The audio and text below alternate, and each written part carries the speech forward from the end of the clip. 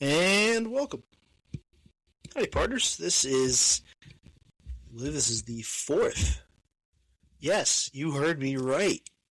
The fourth episode of what some are saying is a top 70, 80,000 podcast in America. The Dishonor Report. Happy to have you. It's a beautiful, beautiful day today. It's night right now. So this will come out tomorrow on the 5th at 6 a.m. on all platforms. So you already know you're there. You got it. But yeah, so here we are. Another day, another episode of TDR. Last one obviously went bonkers. Somewhere between 2 and 3 people listened, and I think it was me checking the audio, which is great.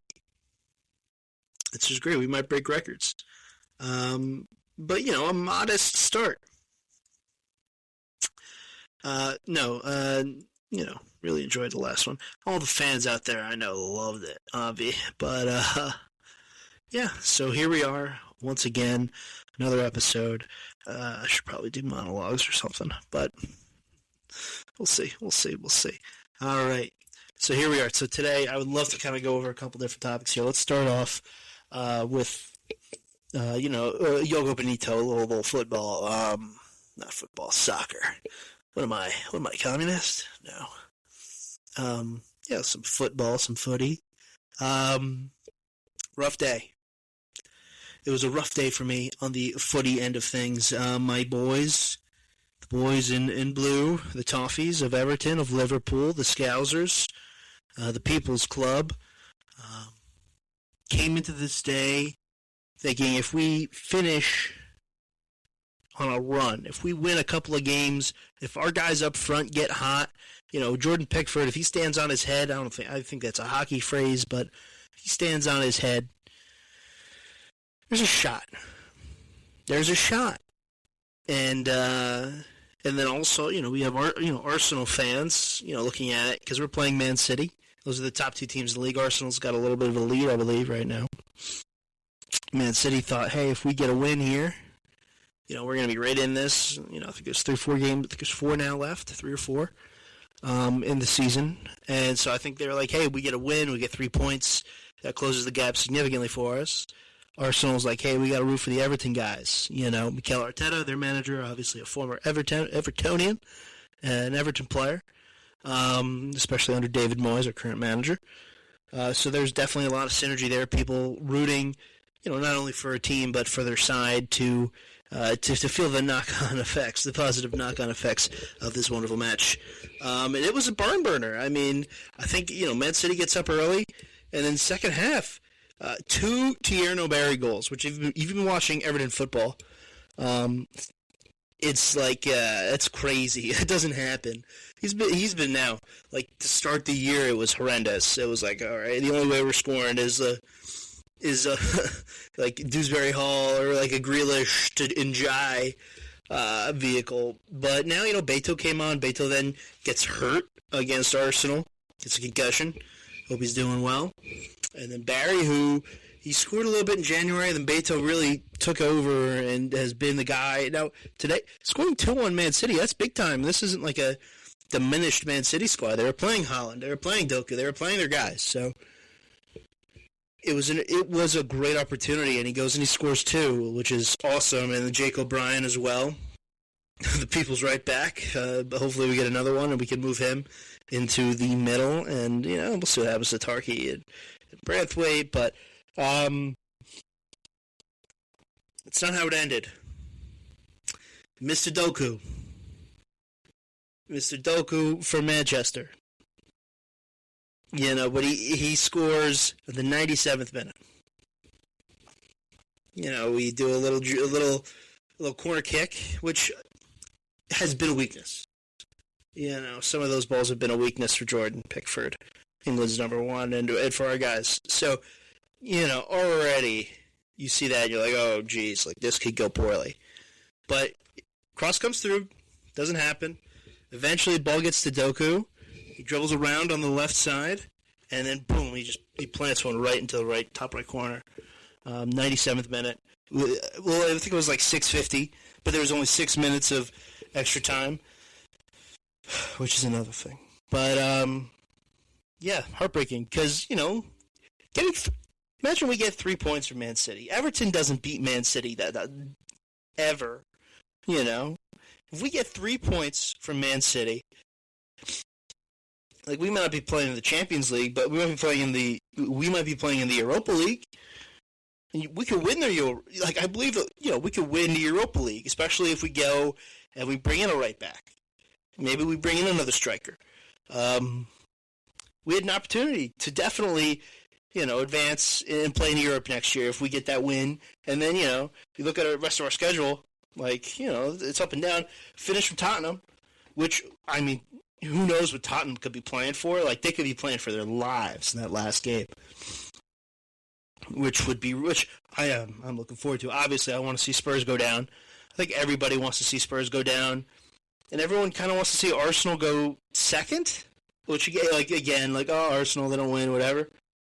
But do we want to see Man City? I don't want to. Do we need to see Man City win again? I have no problem with Arsenal winning it. So then again, I don't live in the UK, so I'm not dealing with these people on a daily basis. They deal with a Liverpool fan. That's the only guy in my office who cares about the Premier League is a Liverpool fan, and he got my ass a couple weeks ago. Yeah, which wasn't fun. But yeah, no, I did kind of want to talk about that. This is really the first year I've kind of hunkered down and gotten into this. In the past, if you'd asked me if I had a team, I would have told you it was Everton. When I was in the UK, so Jesus Christ. When I was in Dublin, why would I say that? I am an Irish Republican. I said that in the last episode, obviously. I shouldn't have said that. I apologize. When I was in Dublin, I met some Mancunians. We had some Manchester. They're really cool.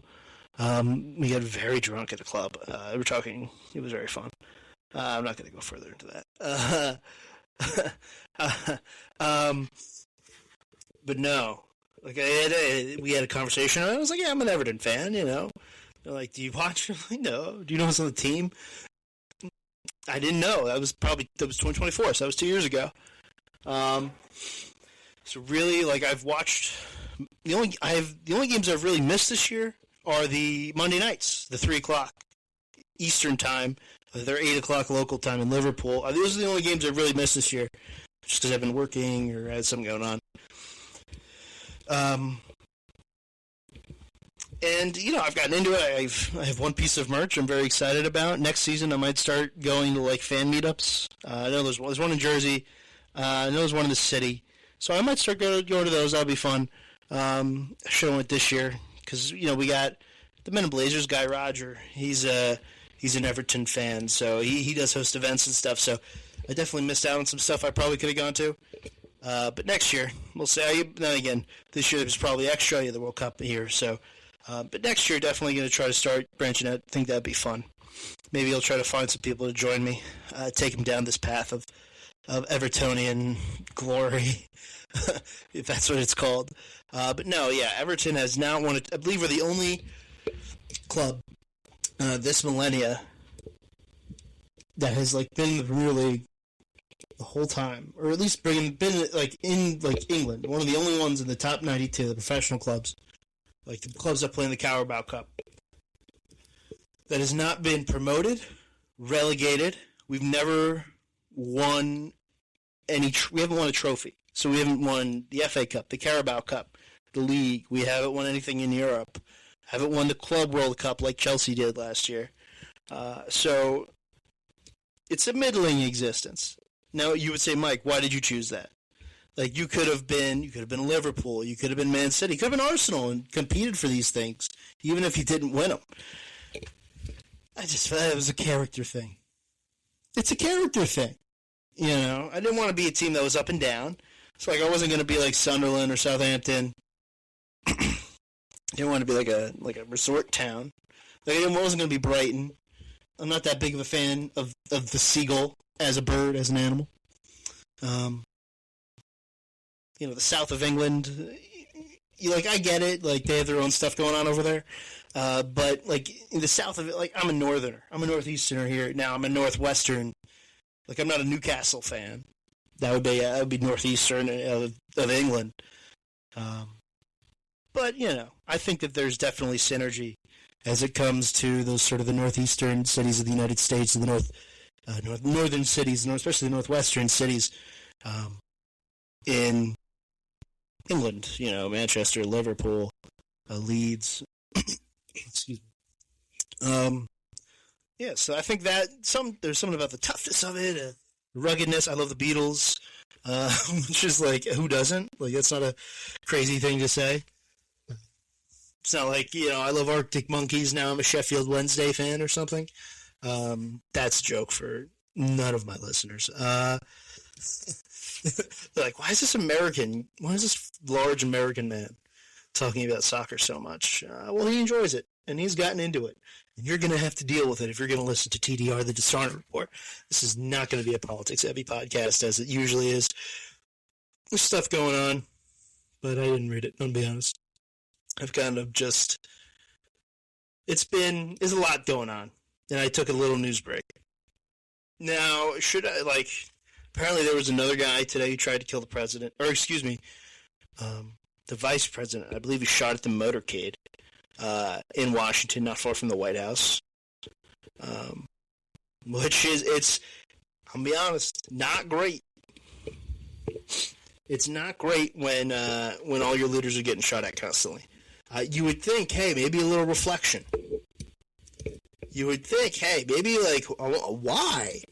It's not just because they hate me. Maybe I'm doing something. Maybe it's my decisions. But hey, what are you gonna do?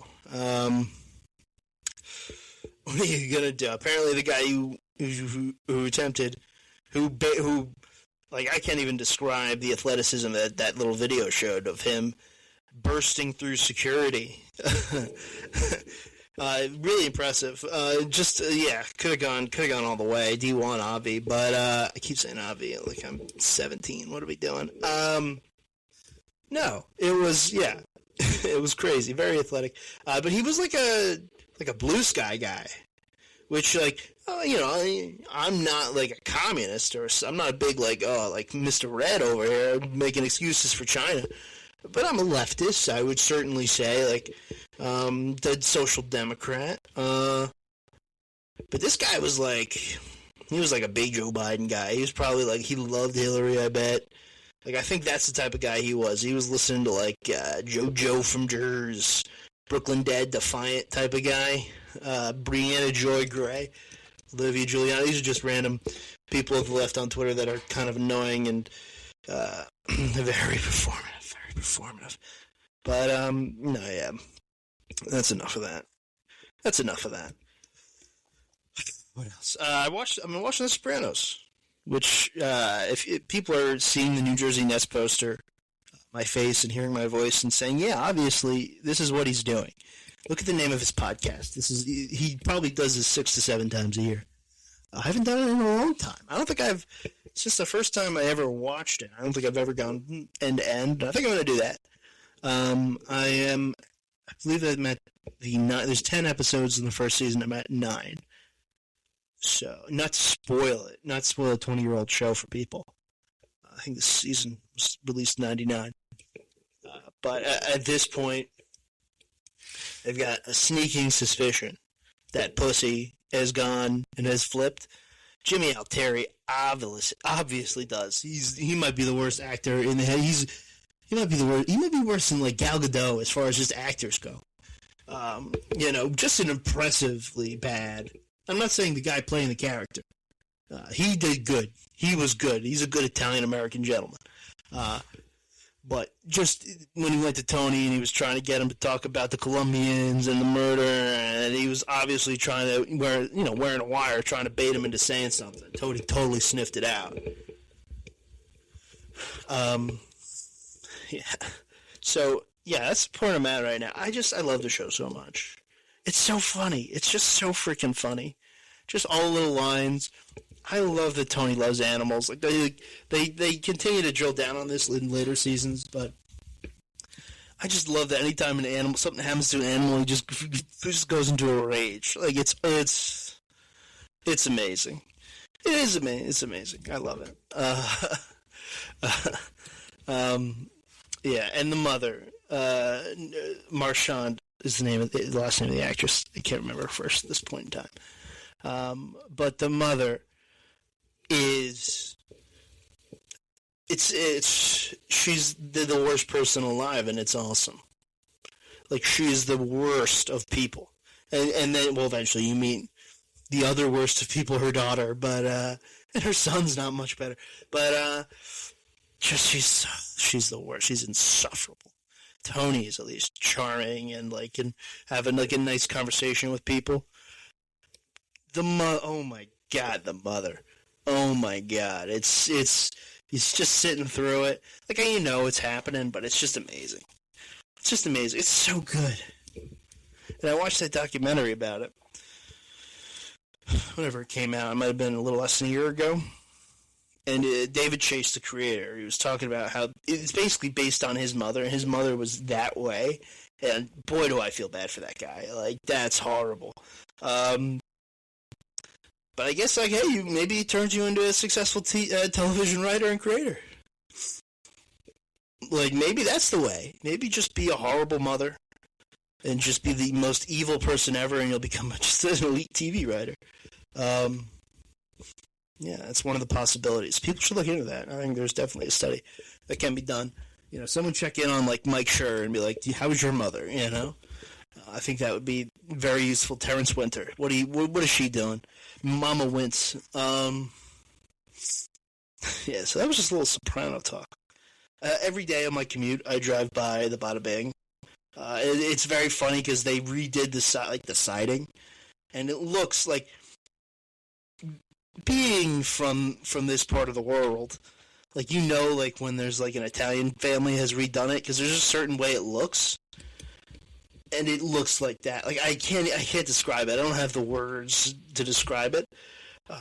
I'm not a exterior designer or Czechoslovakian, but it's perfect. It's the way it should be. And I always say every day I'm on the wrong side. It's either 8 o'clock in the morning or I'm on the other side of the highway. So I have not gone to see a Guma or go hang out with Paulie at the club. I haven't done that.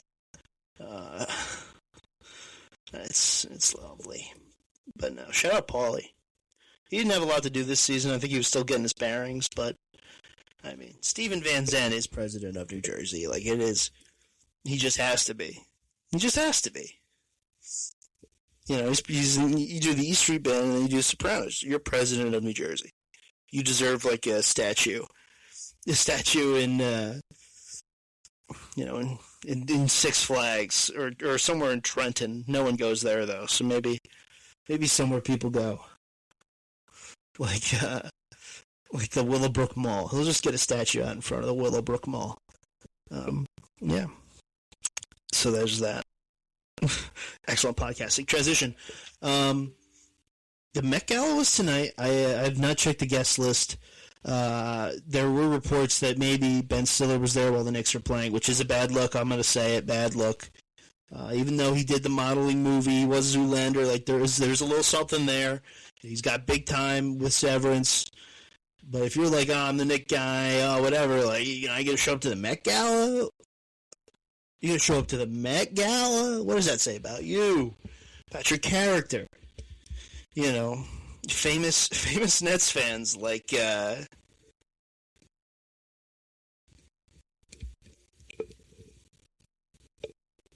they would never. The pod did not just cut out. I was listing famous Nets fans. I was gonna say Deontay Wilder because I've been to like a couple Nets games.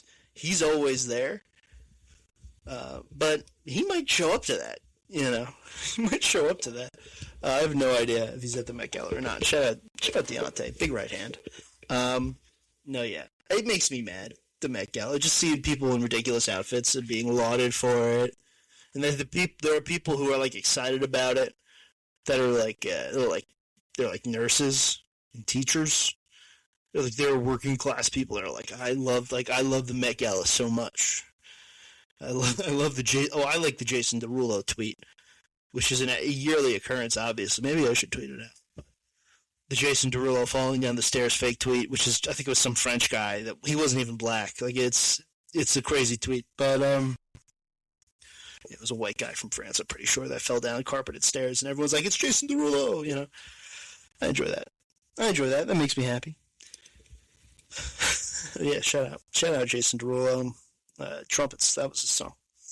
Jason Derulo. Yeah, so a little riff on the Met Gala. I think I saw Bad Bunny, as an old man, which unique. Usually they just use like an unnecessary amount of fabric, and he went for unnecessary makeup, and I respect a little move there, a little change. Yeah, there's that. Yeah. Shout out. TT me pregunta. Shout out. DTMF. Terrar más fotos. I liked the Super Bowl halftime show. I guess we're gonna do a little topics. I enjoyed it. Ricky Martin. Shout out Ricky Martin. I loved seeing all the TikToks. The Tias going wild for Ricky Martin. That excited me. I enjoyed that. Yeah, so the Knicks play tonight. Big game for the Knicks. And I don't care. And I'm not going to watch. I'm not going to do it. I've decided I'm a Nets fan. I'm loyal. I root for them to lose. Every person around me. Everyone says, no, I love the Knicks. All of a sudden, since 2024, all of a sudden I like the Knicks and care about them. All right. Everyone all of a sudden is always the biggest Knicks fan. Didn't talk about it for 25 years. All of a sudden, remember freaking Allen Houston? You weren't alive for Allen Houston. Patrick Ewing, you couldn't pick him out of a lineup. It's crazy.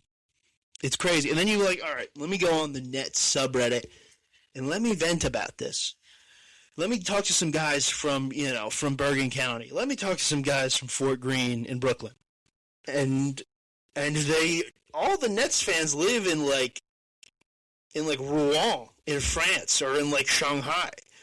They are not. It's like it's like hard to talk to these people because nobody lives locally. And it's like, that's a sign of a healthy team, a healthy organization. Everybody lives in Australia. We're the biggest team in Melbourne. Take that, Boston. Oh, excuse me. High quality podcasting. Take that, Boston. Oh. This is one take podcast, by the way. We don't do what other podcasts do. They clip it up. They're doing this. They're doing that. No. That's not what we do at TDR. It's raw. It's unfiltered. And it's straight to the people at 6 a.m. on Tuesdays and Thursdays. And it's ad-free until someone wants to pay me money. And then I'll take it. Yeah. So, sticking to basketball. I was watching the end of the Knicks and the Celtics Saturday. And, I want both. If the people of Boston and the people of Philadelphia can experience sports sadness, that's a win for me. Simple as that. I don't root for anything coming out of those two places. It's not an animosity. It's just if Philadelphia was playing Birmingham, Alabama, I'll be honest, I'll probably root for Philadelphia. There is that little northeastern supremacy thing going on. But we don't root for them. They don't need to be happier. My personal dream in Philadelphia, there's sports lore that as long as William Penn was the highest. It was there was a statue of William Penn above the city. Then things were going to be okay for their sports teams. And if you look at it, because the tallest building in Philadelphia for a long time was City Hall. If you've ever been there, it's a gorgeous, beautiful white marble building, and they have this huge statue of William Penn on top, kind of overlooking, I believe that's Broad Street. And it's a gorgeous building, but for a long time was the tallest in the city. Eventually, buildings came up higher than it, and then the Eagles are bad, the Phillies are bad, the Sixers. I think that was kind of the end of Dr. J, and they weren't good. They had a little flash there with AI, and they didn't win any titles. And I want to say in around 2006. A new skyscraper topped out. Tallest building in the city, Philadelphia. And they put a little statue of I keep saying Ben Franklin. William Penn on top of it. And all of a sudden, Eagles win 2 Super Bowls. The Phillies win a World Series. The Sixers have been really good at times. Asterisks around at times. They still had Ben Simmons. Villanova goes and wins 2 titles in the college basketball sphere. I guess they were counting down Staley as well. She's a Philadelphian. But no, yeah, a bunch of good things happen. So a personal dream of mine, 2 of them really, are to burn the boat. From the boat picture of Odell Beckham Jr., Victor Cruz. Like if I were to win the lottery, I would buy the boat.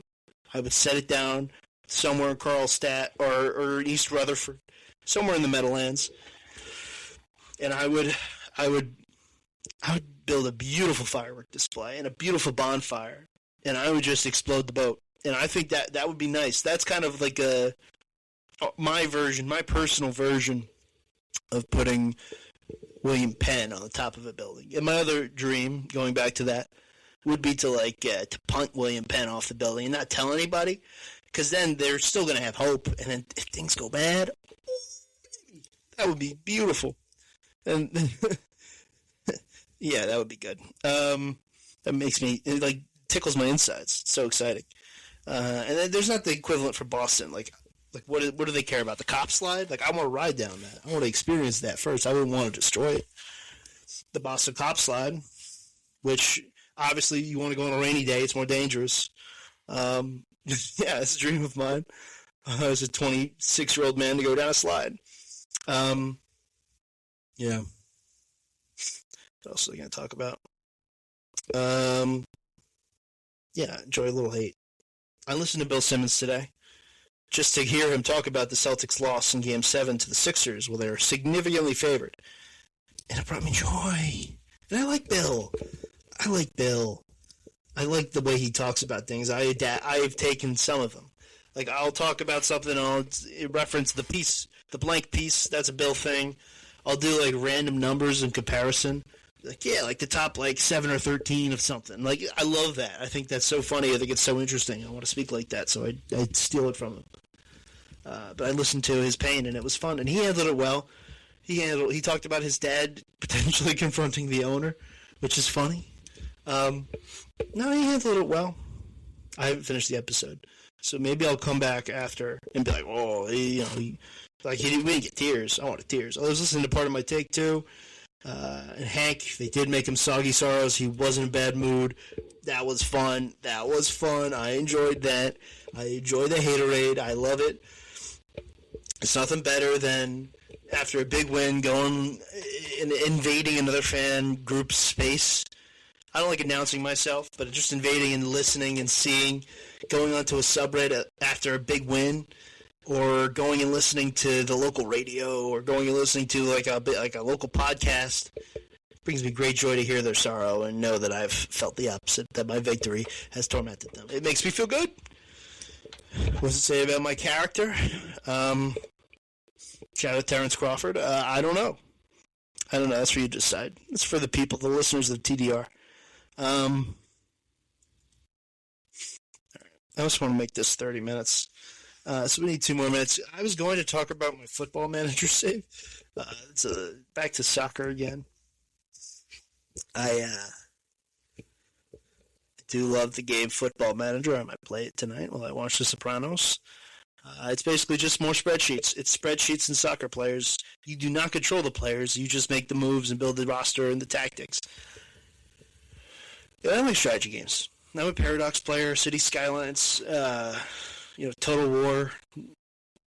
I like these games. I'm a strategy game guy. And so I enjoy it thoroughly. I'm in a rough stretch right now. So I guess I can go back to the beginning. Start off, as a young man, I had a couple caps, USA caps, manager. And then he goes to Tranmere Rovers, right across the River Mersey from my boys in blue, the Evertonians. They're not in Wallasey. I forget the town they're in. But Tranmere took them from mid-table League 2 to winning League 1. Dominant. We had great wingback play, great attacking midfielders on the wings. Really just a strong goalkeeping. I think we had a loaner that first year. In the second year, we are in League One now with Tranmere Rovers, and we took that team all the way to promotion. We didn't win the league, but we earned promotion. His name was Robinson. He was a striker, a little guy, super quick, great finishing. He was on loan the year before. I didn't set that loan up. It was before I got there. And I never recalled him because I was like, this guy's really good. He's not going to play enough here. Let's get him some playing time. He came in, and he dominated, and he was awesome. We had great wingbacks. And then I took the Sevilla job there at the bottom of La Liga that first year in, December. Or no. It was the summer. Came in the summer. My first signing was Saba Karabashvili, Georgian left back. And he was tremendous, an elite athlete. We had great players, Juan Carmona. Brought in 3 Americans that did a lot of great stuff. Grayson Detney, Chris Cups, and Ben Kremeshi in the midfield. The Poles, I had some good Poles. Alexander Waganowski, him and Kremeshi in the midfield were dominant. Kremeshi scored a ton of goals my last year. We brought in Louis Ben Farhat, Mark Gui, Mikael Brahensen, Oscar Pitazuski, Jose Reyes, not on the Mets. I'm just naming random soccer players in this fictional game several years in the future. But it was elite. We were awesome. We won La Liga 2 years in a row. We didn't win it the first year. I think we won it second and third. We made, the quarterfinal and the semifinals of the Champions League. My first year we qualified for Europe. So I'm pretty good at this game. I can build a squad. And I can do it with financial constraints too. I'm a deal hunter, a bargain hunter. And then now I'm at Manchester United. My first year at Manchester United. Go out, the major signings are bringing Nathan Ducat. Brought in Francisco Carlos, who's this Brazilian, 6'5", great finishing, awesome athlete, Brazilian. He could play striker, he could play the wingback. Not wingback. Attacking midfield on the left or the right. He was awesome. And we go out and we win the Premier League year one at Man U. Win the Premier League. Now it's year 2. We started off, we scored 20 goals in 3 games. Or not that many. Maybe that many. But August, September, I was the best team the best team in the world. And this is basically the first Champions League game. And then after that, it's been shit. We've been terrible. And I got to figure things out. I think I have to. I've been slowing my play down. I think I got to speed it back up. I think I got to get more aggressive. I think I do. I think that's my next change. Get more aggressive. The January window's coming up. We're on a bit of a skid. I don't know who to bring in. I brought in a striker last year, Pedro Oliveira. He's a big, strong guy, good finishing. Got hurt. We've been dealing with injuries. I don't even know who to bring in. I like players all over the field. So we're going to have to figure it out. I think it's just tactics because we have a better team than last year. I brought in Saba Karabashvili. He's actually back. He's my wing back on the left. He's really good again. Like he was the whole time. So yeah, I got to figure that out. That's my next project is I got to understand soccer. And I'm going to do it. Trust me. I'm going to do it. All right. So this has been the Sopranos Report, episode 4. Thank you for listening. Again, you can find this podcast anywhere podcasts are found. Thank you for your time, and have a great day.